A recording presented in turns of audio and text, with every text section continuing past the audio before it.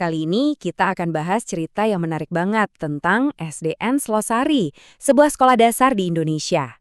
Mereka menggunakan data loh untuk merombak total cara mereka mendidik. Yuk kita lihat gimana sebuah laporan bisa memicu perubahan yang luar biasa. Kita mulai dari prinsip utama sekolah ini, motonya adalah perbedaan itu indah. Dan ini tuh bukan sekedar slogan di dinding ya. Ini adalah komitmen mereka untuk menempatkan setiap murid dengan semua keunikannya sebagai pusat dari segalanya. Prinsip inilah yang jadi fondasi transformasi mereka. Jadi, ceritanya dimulai di tahun 2024. Waktu itu, SDN Selosari menerima rapor pendidikan tahunan mereka. Nah, rapor kali ini bukan sekedar tumpukan kertas berisi angka, tapi jadi semacam panggilan untuk bertindak yang akhirnya memulai perjalanan besar mereka. Alih-alih merasa gagal atau berkecil hati, pimpinan sekolah ini justru melihat rapor itu sebagai peta jalan. Data yang ada mereka gunakan untuk mulai merancang lingkungan belajar yang jauh lebih baik yang benar-benar menjawab apa yang dibutuhkan oleh para siswanya. Oke, jadi apa sih sebenarnya yang diungkap oleh data ini? Ternyata, rapor itu menunjuk pada dua masalah yang cukup fundamental yang jadi penghambat kemajuan siswa. Dan masalah ini tuh lebih dalam dari sekedar nilai yang jelek. Datanya benar-benar jelas banget. Siswa itu nggak cuma kesulitan di pelajaran tertentu, tapi juga cara mereka diajar. Jadi, ini bukan lagi soal apa yang dipelajari, tapi lebih ke bagaimana mereka belajar. Ini krusial banget. Nah, disinilah titik baliknya.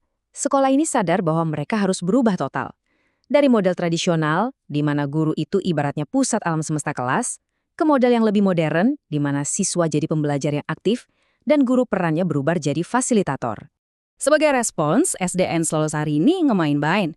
Mereka nggak cuma melakukan perbaikan kecil-kecilan, mereka benar-benar mengadopsi sebuah filosofi pendidikan yang sama sekali baru untuk kurikulum 2025-2026. Sebuah perubahan fundamental. Mereka menamainya pembelajaran mendalam.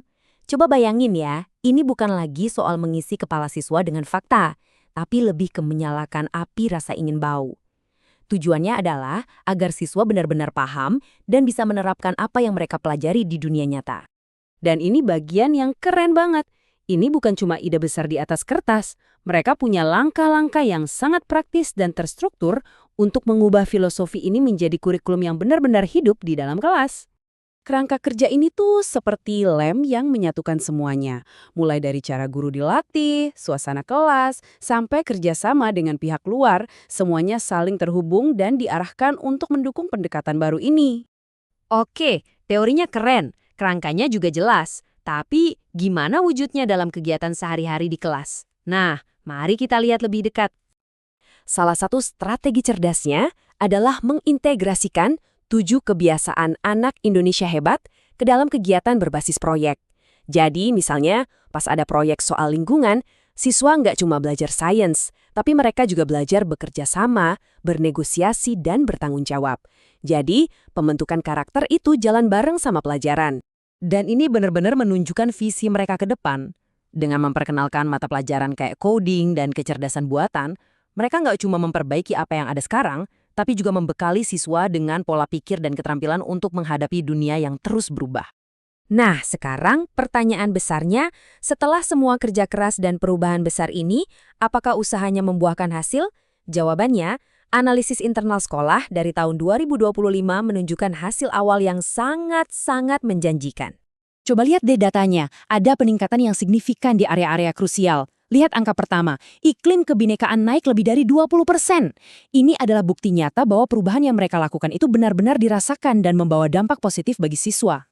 Jadi, perjalanan ini menunjukkan sebuah siklus yang sangat kuat. Dimulai dari identifikasi masalah yang jujur berdasarkan data, perencanaan yang matang, sampai akhirnya menghasilkan dampak yang terukur.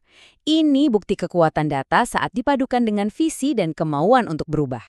Kisah ini pada akhirnya meninggalkan kita dengan sebuah pertanyaan penting. Bagaimana kita bisa mengambil pelajaran dari perjalanan SDN Selosari ini untuk menciptakan perubahan yang berarti bukan hanya di satu sekolah, tapi juga di komunitas kita masing-masing.